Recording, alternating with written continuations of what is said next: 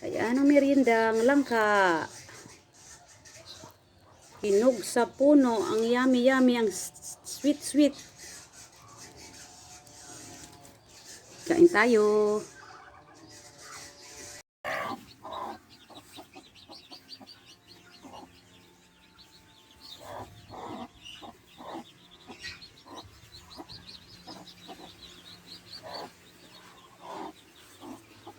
Galit ka? Yung anak mo, baka kainin ng uwak. Yan ang tawag ito. Dagitin. Bumapit ka din eh.